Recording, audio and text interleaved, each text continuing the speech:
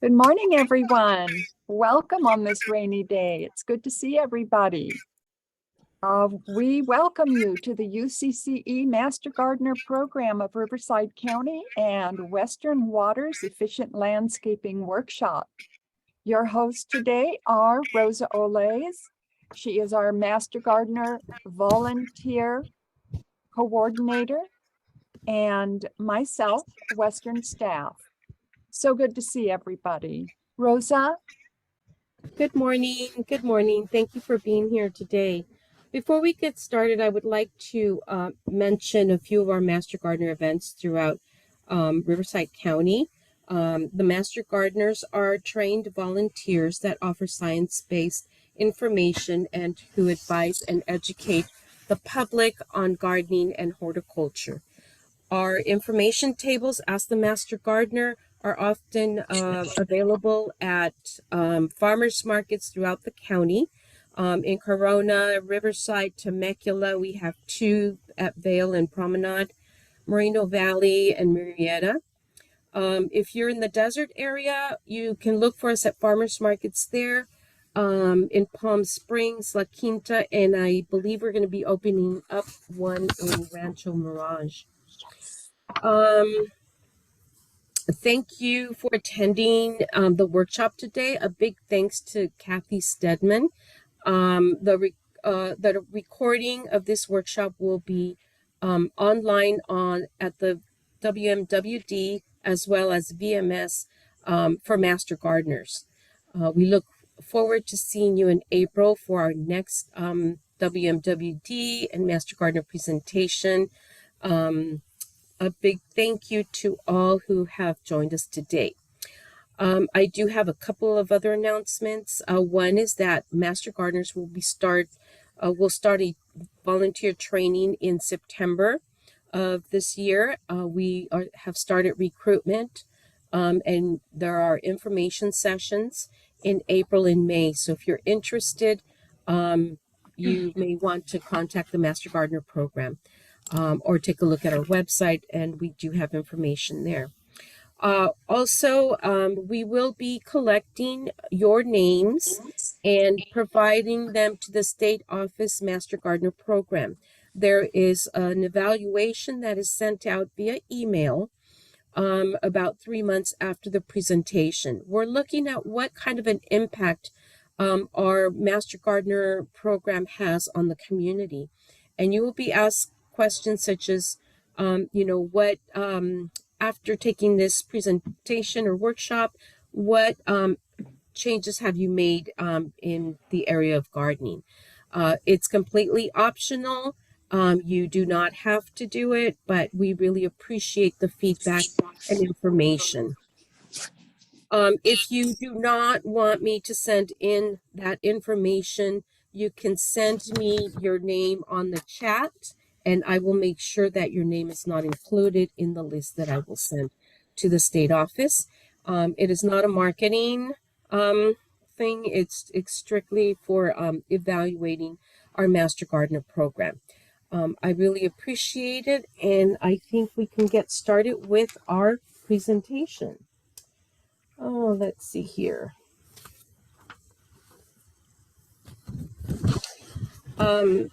Lisa, you're next. Oh, thank you. Well, as Rosa mentioned, we do have a workshop scheduled for April 8th. And our guest speaker is Thurman Howard and his workshop on soil health and happy tomatoes. For today's workshop, if you would submit your questions through the chat feature, we'll submit them to the speaker, and we'll also post resources such as the Master Gardener hotline, which is also on the presentation, the email where you can reach experts for the questions you have in your yard. So again, thank you for being here today, and enjoy. Thanks, Rosa. Thank you. So Kathy Steckman, our presenter for today, is a retired teacher who has taught for over 22 years in San Diego and Riverside counties. Her composting days actually go back some 50 years when as a child, she would take out kitchen scraps and add them to the pile next to the apple tree. The family then utilized the soil that was produced in their garden. Everywhere Kathy has lived, she has started a compost system or vermicompost. This includes starting composting in 2 of the 3 schools she has worked at. So, Kathy, go ahead. Thank you. Thank you very much, Rosa. Welcome everyone to the composting. And we kind of said it's a 5-star hotel for worms. I didn't come up with that quote, I stole it. So let's go on now and I'll give, oh, before we start, I'm just curious to know how many of you have composted already, so that you know a little bit of the background of it. Just curious, I can go into a lot more detail. I do have limited time and I could talk on this probably a lot. So let's, if you want to raise your hand on your screen, you can do that and then we can see how many are interested. Okay, next.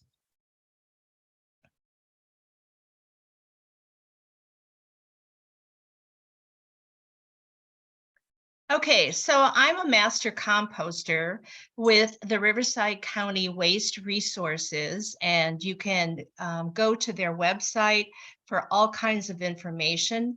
That includes having virtual classes in both vermicomposting and composting. They also do classes once a month at their Moreno Valley site. And you can attend those and get all kinds of information. You can even get resources for it. Next. All right, these next slides are some things I found online that I thought were quite comical. Saving the planet 1 worm at a time. That's how we're going to do it. Next. Okay, proof. Life after death is composting. So you're looking at this, that it's just some way of thinking about composting, that it's not the end result of anything. It's just the beginning. Next. This I say to my friends all the time. I never talk trash, I talk compost. And if you know me pretty well, I do talk compost quite a bit. I'm very, I'm a naturalist in a sense that I like to do things in the garden and make sure that our environment is healthy and safe. Next. So with information is like compost, it does you no good unless you spread it around. So in a sense that if you make this compost and then you don't use it, then it's not doing any good. Next. Oh, come on. Okay. Eat, sleep, compost, repeat. That's basically been me for the last, I don't know how many years it's been. I have done composting, as Rosa mentioned, that as a little girl growing up. So I just have it in my brain about how to compost, and I did take the classes and everything like that. But right now I have about 3 different compost piles going at the same time at various different stages. So I do eat, sleep, compost, repeat. Next. All right, so there are going to be 3 topics that I will be talking about. The first one is vermicomposting, and then composting. And then finally, the California Organic Waste Law. And I'll just briefly touch on that because it does have to do with composting in your backyard. Next. Okay, so first of all, what is vermicomposting? So you can see in the picture that it is all about worms. It's using worm poop for a nutrient-rich organic material to put into your garden. Next. So vermicomposting is basically creating a place, a 5-star hotel, where one can harvest the worm's manure and use those nutrient-rich materials into your garden. Next. Okay, so what will you need for your vermicomposting? In the upper left corner, you can see that these are homemade bins that someone has made. They're drilling holes into it to let the air go in. You can also purchase them online, or you can make them your own yourself. Cal Recycle, and I think I do have a link to that in my references. And also the Riverside County Waste Resources have information on how to build it. So you can either build it yourself or you can purchase one too. You will need newspaper, both for the shredding of it, like it's their bed that they're going to be laying in. And that's where you're going to be that's where they produce all their worm poop. You're going to need also newspaper for a blanket on the top of it to keep it moist. You're going to need food for the worms. And of course, you're going to need the worms themselves. Next.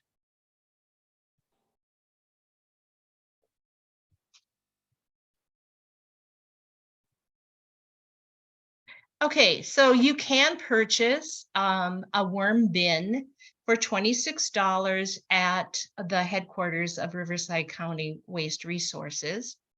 And included in that purchase, you will get, we've made them, we've had the tools and we make them. You get the newspaper, you get some styrofoam to keep the two bins separated so that they don't produce a suction vacuum. And then you also get this wonderful book that gives more details on how to vermicompost, and also it will give you details on how to make one too. But you can also purchase it for $26 at their headquarters. Next. Okay, so what type of worms do you need? They're specific worms that you will need. They're mostly known by the red wigglers. Vermicomposting, verma comes from the Latin word for worms. So basically you're saying worm composting versus having just composting. They need a warm environment, 55 to 75 degree temperature. And their worm body, they have no teeth. They need soft foods to grind. They don't have bones. They produce about 2 cocoons per week. And in each cocoon, there are about 2 to 5 eggs, and they live up to about a year. So you give them this 5-star hotel, and they will produce that wonderful worm castings for you that you can use in your garden. Next. Okay, so here's some of the food that you can give them.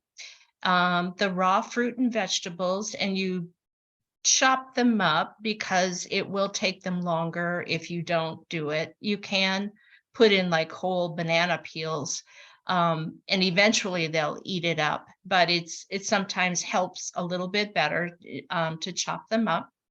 You can put coffee grounds in there, eggshells, and if you do eggshells, again, you can crush them up a little bit. They use that for grinding the food. You can use pasta, which of course is going to be cooked, not raw pasta. Cereal, but you don't want to add the milk. You know, if you have leftover cereal or something in the morning, you don't want to add the milk to it. And they do eat the newspaper that you do put in it, and you can put napkins and paper towels. Now, there are some things that you do not want to put in your vermicomposting bin, and one are dairy, meat, and oils. That would attract pests, and you certainly don't want to have pests come and disturb your wonderful 5-star hotel. You don't want to add citrus.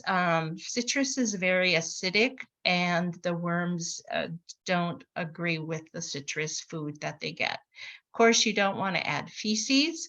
And then with the fruits and vegetables, you want to make sure you wash them.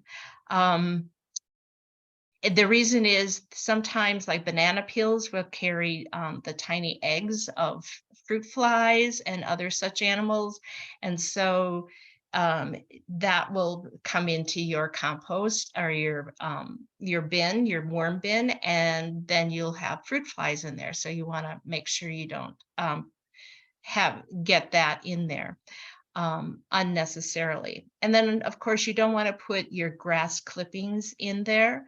The reason being that it will heat up the bin too much, and of course then your worms will die if they don't have that 5-star hotel of 55 to 75 degrees. Next. Okay, so you've got your worm bin going, and all of a sudden you notice some problems going on. So pest infestation, I did tell you about. In the upper right corner is a picture of the larva of the soldier fly.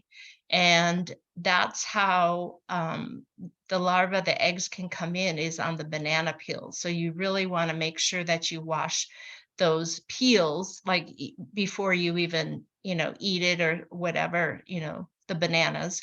And you'll hopefully not have them. If you do have them, get rid of them as quickly as you can, because they will overtake your bin. You could get flies in your bin, and that's if you don't bury your food deep enough and you don't have that nice wet blanket to cover it. You can get the fruit flies, like I said.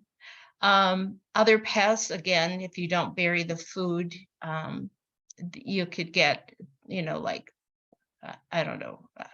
I've never had them, like lizards or whatever, but I don't think they'll go after those.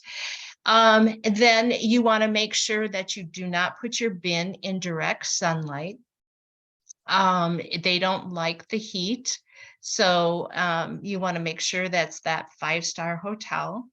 If the bin is too dry, obviously you're going to add moisture to it. You might have like the newspaper blanket is too dry, so you can just sprinkle water on top of the blanket. If the bin is too wet, you might want to add a dry material to it to get rid of the moisture of it. And sometimes you could get ants from the ground. And someone has told me that you can take and prop up the bin on top of, or put it inside like a big tray of water, because the ants won't go in the water. And so you'll prevent the ants going in your bin. And then finally, the bedding is gone and there are too many castings. So that is a problem that we want to work with, and we'll do that with doing it. We'll have to harvest then after that. Okay, next.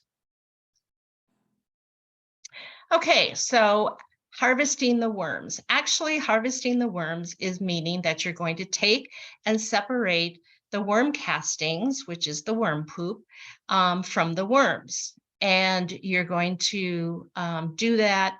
The bin should be ready about 4 to 8 months, depending on how many worms that you have in your bin, depending on the amount of food that they have eaten, how big the bin is. There's a lot of variations of that. It will take about 2 to 3 hours to separate the worms from the castings. So If you take a look at the picture at the bottom, you'll see how they're separating the worms from the castings.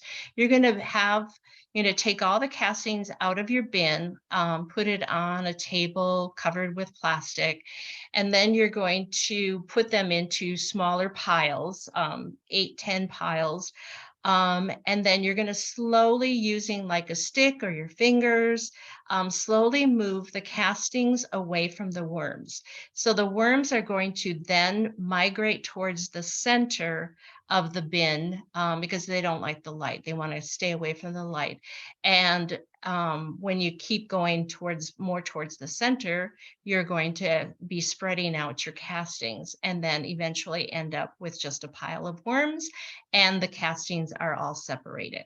So you're going to do that to each one of the piles, and then you can start your pile or your bin all over again, putting those worms back into the bin, adding more newspaper, adding more food, and then you can use the castings for your garden needs.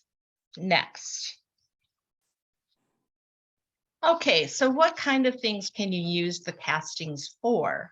Well, most obvious one is soil amendment. It is very highly nutrient, but it's very dense. So you're going to want to add about 1 part of castings to 5 parts of soil to mix in with it.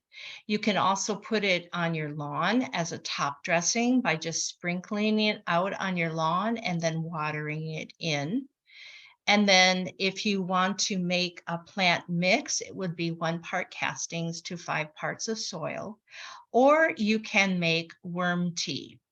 To make worm tea, you're going to be putting you can take a handful of the castings and put it in some kind of a soluble material, such like a pillowcase, an old pillowcase, and you're going to then put that inside of a 5-gallon bucket, and you're going to fill the 5-gallon bucket with water, and you're kind of basically like tea. You're going to steep the worm castings out and make a worm tea, and you'll about 1 to 2 days that it will take for that. Then you're going to take that pile out of the pillowcase, and you can use that again, adding it to your garden soil. And then you can make the worm tea, and you can spray it on your plants to help with the aphids. I know it works really well. You want to make sure that your worm tea is diluted so that it's like a weak iced tea. So not real dark. If it's too dark, you want to add more water to it. Next. Okay, so I know I went quickly over the vermicomposting. So now we're going to be talking about the composting, and then we will compare the differences between the two. So what is composting? So short answer, composting is a controlled aerobic, which means oxygen required, or you can do anaerobic process that converts organic material into nutrient-rich soil amendment or mulch through the natural decomposition. So what you want to do, make sure that depending on which you want to do. So composting can be labor intensive, or it can be very relaxed and you just do it whenever you feel like it. It doesn't really matter to the worms at all. So the aerobic means that you're going to be adding air to your compost bin, and anaerobic is meaning that you're just going to leave it sit like in a pile, like my mom did with the pile in the backyard of our house. She just kept piling on the leaves and grass and kitchen scraps, and then eventually it turned into compost. That may take a little longer than you may want to do it. You may want to have it be a little bit faster. if you think of anaerobic composting, think of a forest floor. It's you get the leaves, you get the plants. Nobody's working on it or anything, but after a year or so, you're going to see that it has changed the ground and adding a lot of nutrients. I don't think I've ever gone into the forest where it's not very nutrient rich in the soil. Next. Okay, so with an aerobic or anaerobic, you're going to be, it's controlled. You're going to be in charge. Like I said, aerobic, you're adding air to your compost. You're going to be adding organic materials such as kitchen scraps, leaves, grass. It is a nutrient-rich soil amendment. It's not a soil per se. You're going to add it to the soil to make it more nutrient. It's kind of like a fertilizer. Next. Okay, so how are you going to start? You can do many different things. You can buy a bin. You can make a bin. You can use different materials to make the bin. Up in the right corner, you can see that it's just slats of wood. You can also see that they use like a fencing material. And then some people have used bricks, and some people have used purchased ones, which are made out of metal or plastic. So the one thing that I didn't mention would be like a tumbler. And I don't use a tumbler, and most of the master composters don't use a tumbler. It's just a lot more labor intensive. And you won't be getting all these wonderful critters and creatures that will come up into your compost to help you. We call them the helpers, to help you to break down all the material. So if you use a tumbler, then you have to add all of those ingredients to it because it doesn't come naturally. Next. Okay, so these are just some of the types of bins that you can purchase. The BioStack is, I have a couple of those. Unfortunately, they're not available. And I did see online that there is a petition to get them back. They're wonderful because you can take them apart. You can have just one piece, you could have two pieces, you could even go up to 4 pieces. I usually do 3 at a time. On the right is what is called the GeoBin, and that is what you can purchase on Amazon for $36. If you are a Riverside resident, you can also get it purchased for $13. And you can purchase that by attending one of their composting classes once a month, or you can go to their Moreno Valley office and purchase it there. Next. All right, so you have your bin. Location, I didn't mention too much, but you want to make it convenient for you. The location of it needs that you have access to water, because you can see one of the ingredients is water.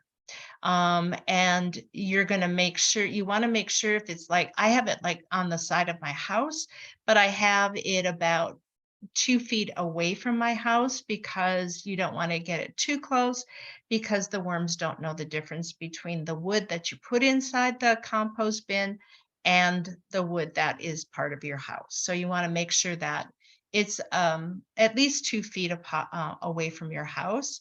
And also you don't want to put it like under a tree, because again, it doesn't know the difference between a tree and the branches that you put in the compost. So you want to make it convenient for you. Water, greens, browns, and air. And then, of course, your own labor of how much effort you want to put in it.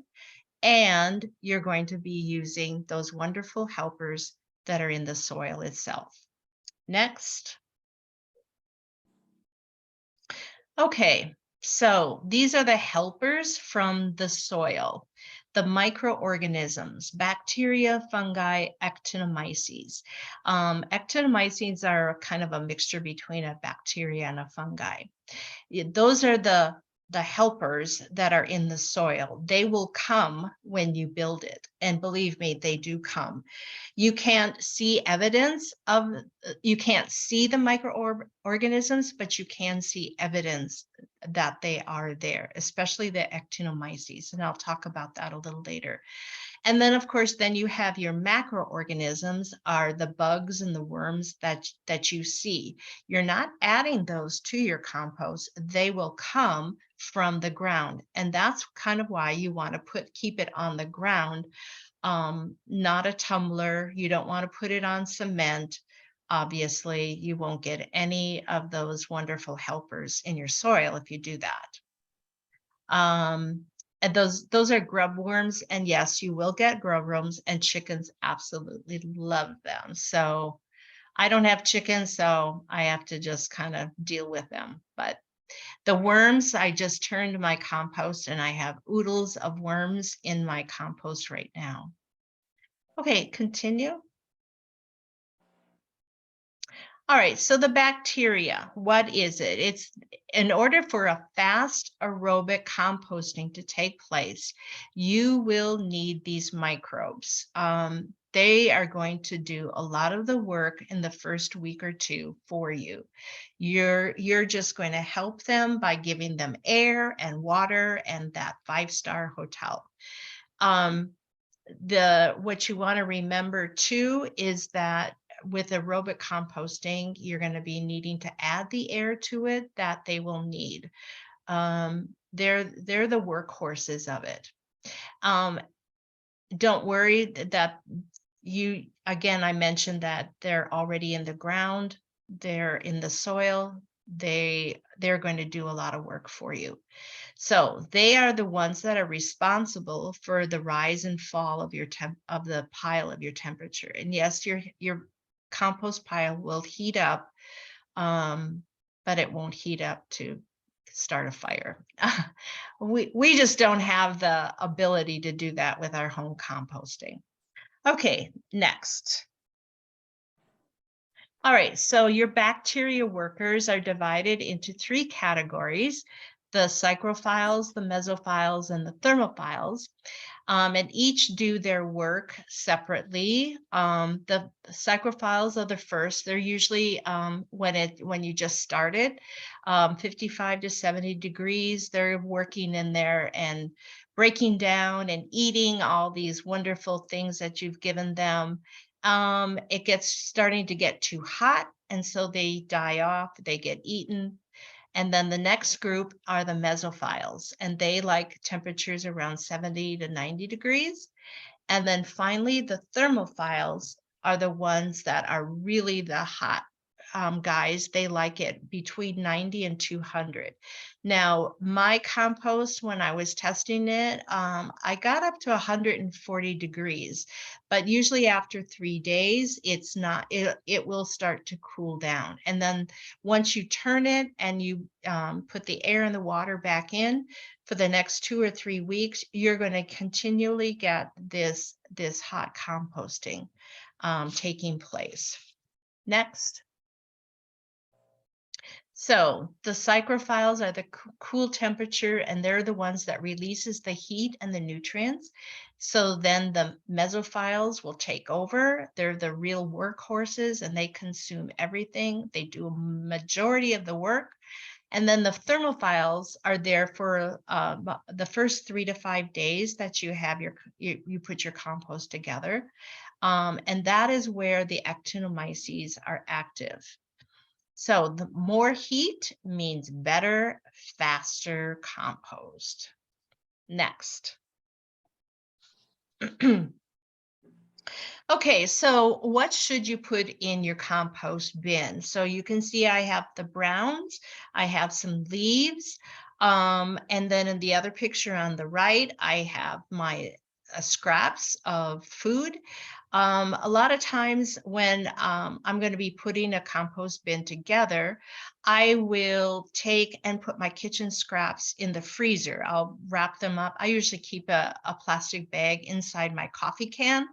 And then when it's full, I go put it in my freezer. And then when I'm ready to go and start a new compost bin, a new compost pile, I will take those all out. I may have like 6 or 7 bags of kitchen scraps that I will use.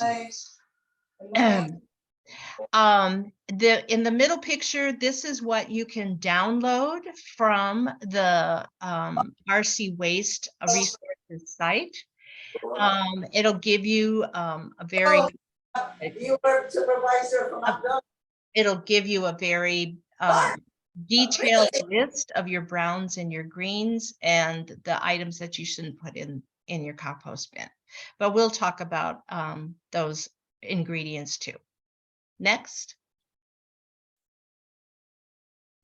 Okay, so when you start making your pile, you're going to be wanting to put in the browns and the greens. That's what you are going to be adding along with your own labor. The browns and greens will be layered like a layer of lasagna, if you think of it that way. And you're going to want to do it 50% by volume. There are more scientific ways of looking at it, but for the basic home composter, you can think of it that way. It's the easiest way to do it. Your browns will have different levels of carbon, and the more carbon, such as sawdust, hay, straw, that you only want to put in a little bit at a time. Leaves, tea bags, wood chips, cotton, and you can see I threw in some of my cotton shorts that I had, and nope, they're not there anymore. They're gone.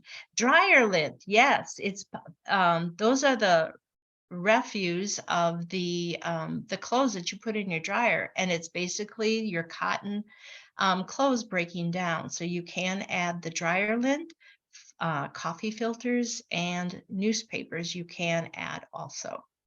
So if you have a lot of acreage, this is probably the way you would want to go. Okay, next. So browns, 50% by volume. It's fresh in nitrogen. It contains a lot of moisture.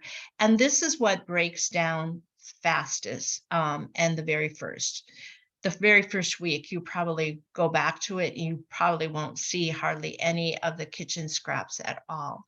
So you can see you can use eggs. Now, when there's a picture I'll show where I usually break up my eggs, I crush them because then they break down a lot faster. But these are the different types of things. Yes, you can put hair. If you have a dog that has lots of hair, go ahead and put it in there because it'll work. Manure, I want to make sure that you understand that it's manure by plant-eating animals only. The other animals may have more bacteria in there, and with home composting, you don't get enough heat to get rid of the bad bacteria that would come from that. So manure can be from horses, it can be from rabbits, from chickens, from tortoises, anything from goats, anything that is a plant-eating animal. Okay, next.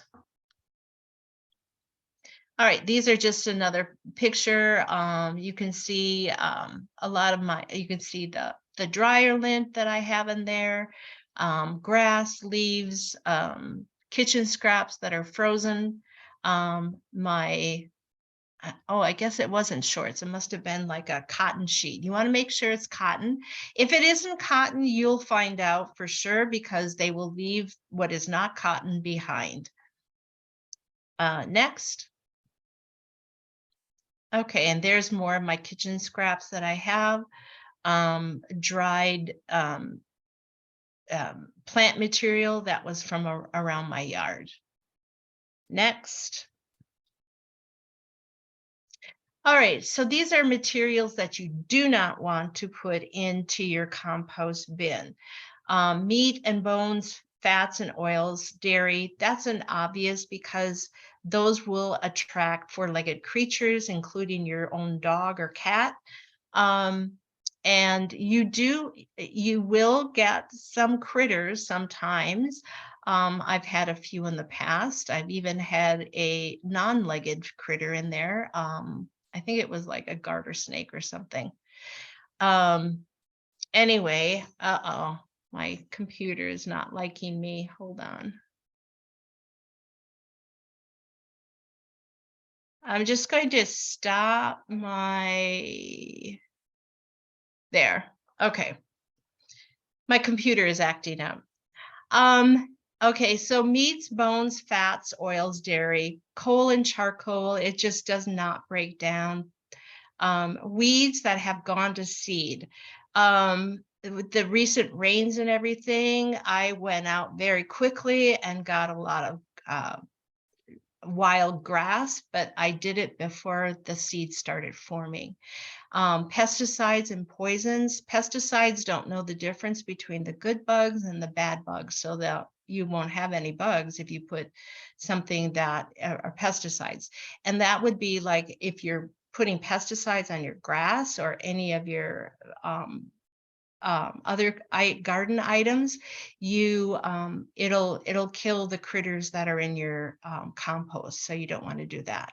And then of course thorny plants like rose, that they don't break down very well, and if you're sticking your hands in there you could get harm. That will go into my green waste instead of in my compost. Next. Okay, so now we have all our ingredients that we have our location. Let's put a pile together. So what you're going to be doing is alternating the browns and the greens, the carbon and the nitrogen. You're going to be adding water in between. You're going to make sure that you bury those food scraps, and you're going to cover the pile. Now, covering the pile, you could use various things. The BioStack comes with a cover, the GeoBin does not. So you can add like carpet pieces, you can add plastic garbage bags for the top, and then put like big rocks on top so they don't blow away. So those are the things of putting the pile together. Next. Okay, so you've got all your ingredients together. You're going to start adding the browns first on the bottom. And I had a lot of leaves. I have a lot of trees in my yard, so I have a lot of leaves. But again, you can look at the list to see what you can add. And then you're going to put a layer of greens, which is the nitrogen. And you can see it looks like I had a lot of my weeds that have come up with all the rain that we've had. And then you're going to add water. And you're going to completely repeat this process of the browns, the greens, and then water until it's filled up to the top. Now, I didn't mention, so the size of it, this BioStack is about a 3 by 3 by 3. That's about the smallest that you want to have for a compost bin, up to a 5 by 5 by 5. These are the easiest controlled ones. If you get any bigger, it's harder to do. Takes a lot longer. It doesn't heat up as fast. So you want to keep it, that the work isn't too much trouble for you. Next. Okay, so you put all it together. It was up to the top. You covered it, and now you come back after a week, and you can see that I usually end with the browns. You don't want the greens at the top,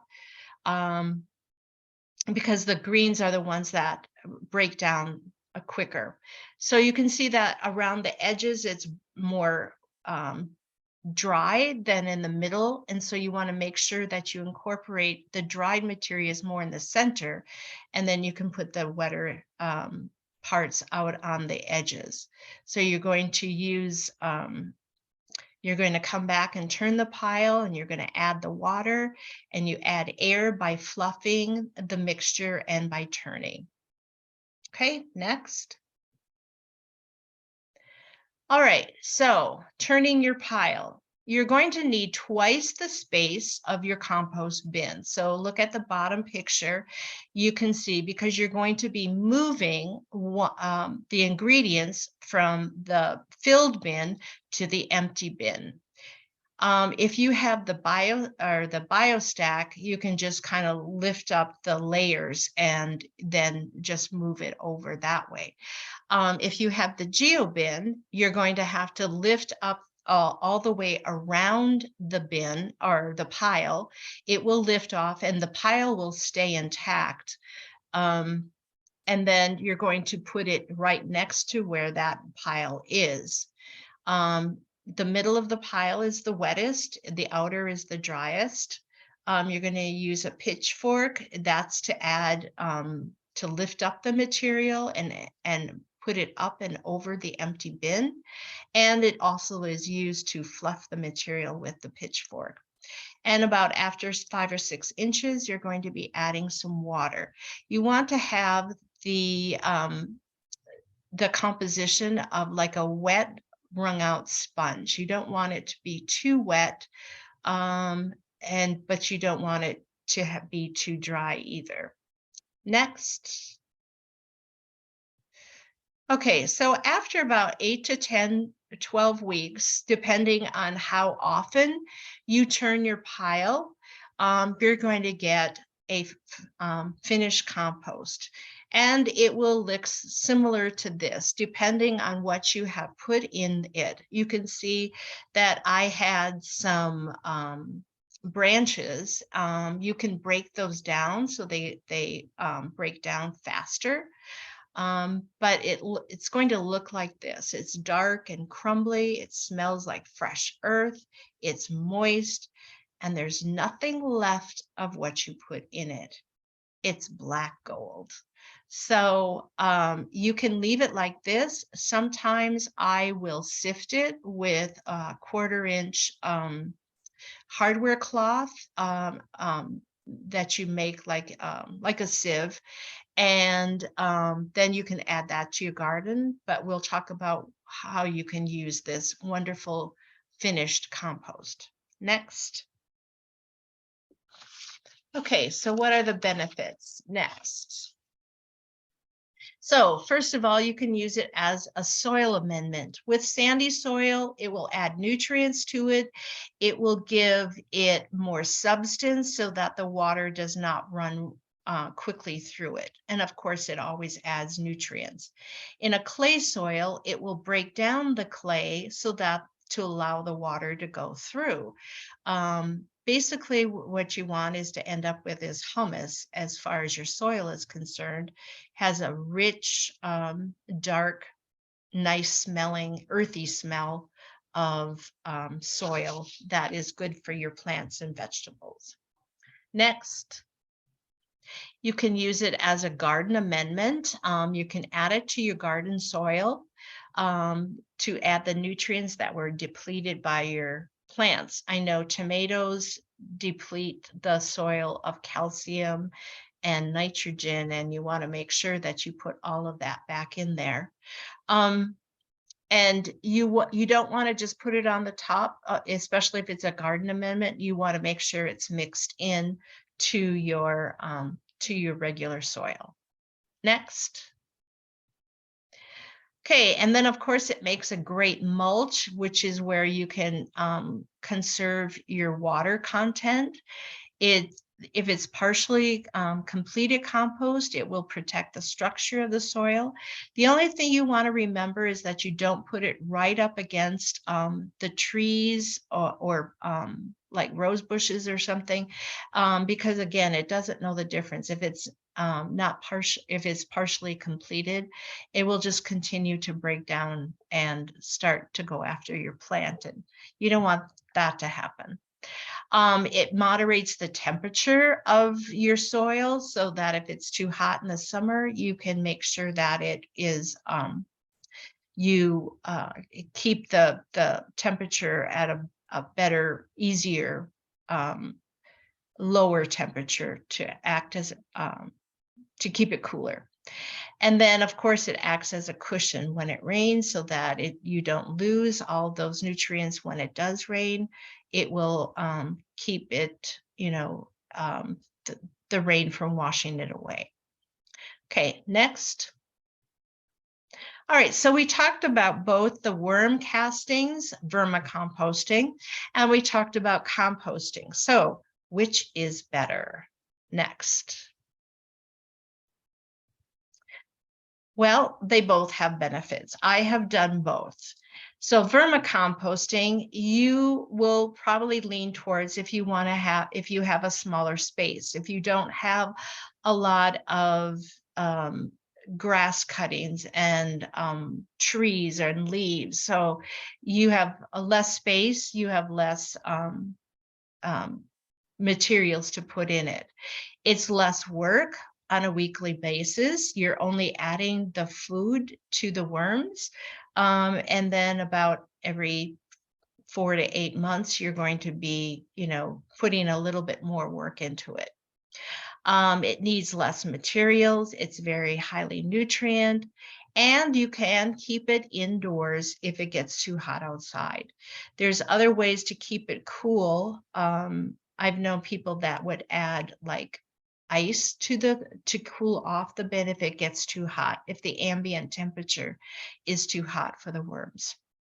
And then for composting, you will want to compost if you have a lot of acreage, if you have a lot of grass, if you have a lot of trees. You're going to have all of those natural ingredients already. One good thing about composting is that you can leave it and go. You can let it go anaerobic and come back to it and take care of it. And of course, this is strictly outdoors. Next. So here is the place where you can go to Cal Recycle to get plans how to build your own bin, or you can purchase your own bin. Next. All right, finally, I'm going to be talking about the Senate bill that was started last year in California, the Senate Bill 1383. It is the new organics waste law that has been in effect for over a year. Next.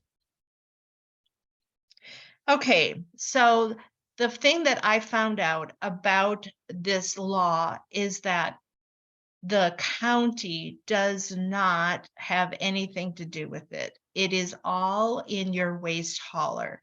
So you need to check with your own waste hauler to find out the exact specifics. My waste hauler, which is CR&R, says no bones. We're not to put bones in, whereas I have a friend that has waste management, and they say you can put the bones in there.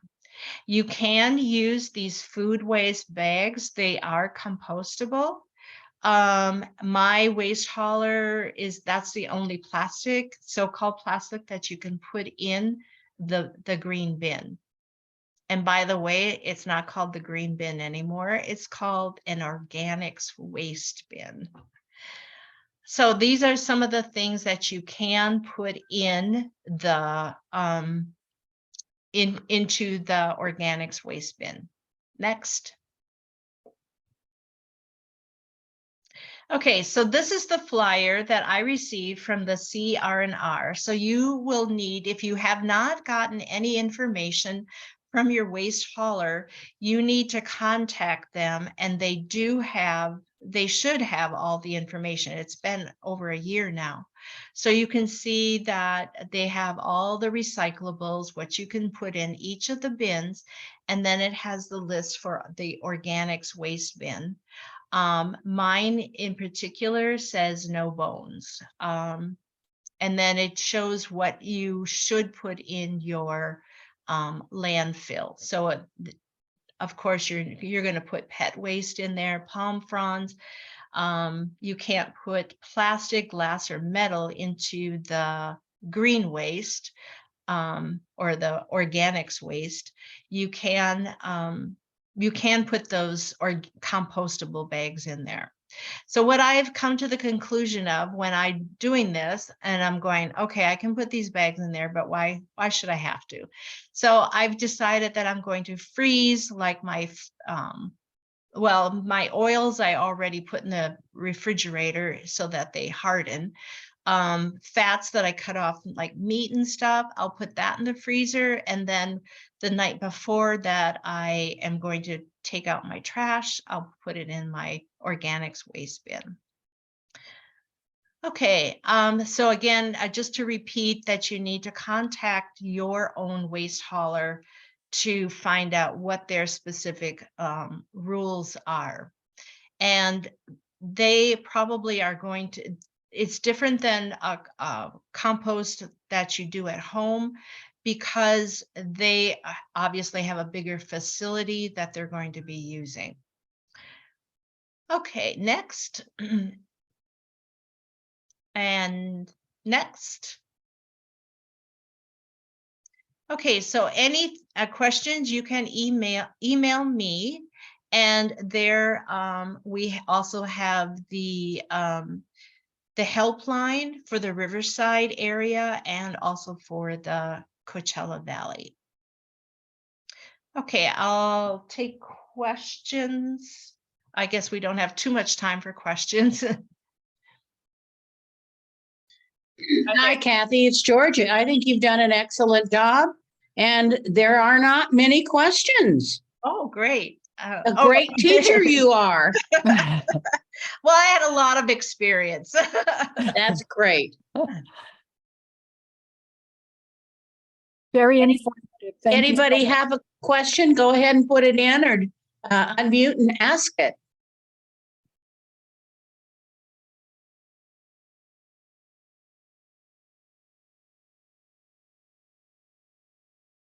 I'm glad that you made the clarification about knowing your own waste hauler. I don't know if any of you buy Domino's Pizza, but they did a whole big campaign to say, hey, you can put those dirty pizza boxes in. And I'm going, wait a minute.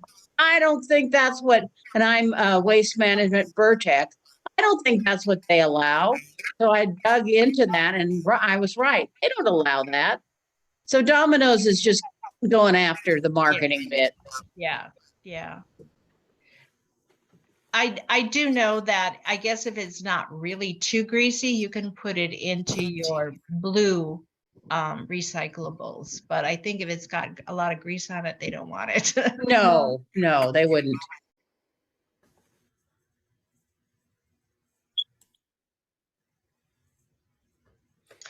Can we compost orange peels? Yes, to an extent. If you have an orchard of orange trees, I wouldn't put a lot of them in there. The acid I don't think is the best for all those little critters that want to feed off of your 5-star hotel. So a little bit, none for the vermicomposting at all.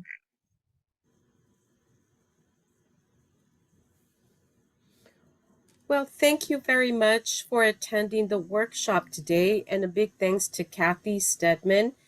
The recording of this workshop will be online at WMWD as well as the VMS for Master Gardeners. We're looking forward to seeing you in April, our next WMWD Master Gardener presentation. And a big thank you for all of you for joining us today. I guess if there are any other questions, we can stay for just a couple minutes. I know Kathy has to run off, but if there's any last minute questions, certainly you can put them in the chat or ask. I do see that there was one question about how often you feed the worms. That really depends on the worms themselves. If there's just a little food in there, add more food. Again, the worms will tell you how much they want. Oh. They will eat to their heart's content, and then they will stop eating if they don't want to eat anymore. And then the food will kind of like mold or and then you want to throw that out and get some fresh stuff in there. Thank you, Kathy. If there are no more questions, then Lisa, are there any comments you'd like to make? I'd like to say that Kathy did a thorough job on this workshop presentation. It was so informative. You covered all the bases, which is why we don't have any questions. So thank you, Kathy. It's been a real delight to work with you. Thank you. Thank you very much. Thank you, Kathy. Thank you. And thank everybody for joining us this morning. All right.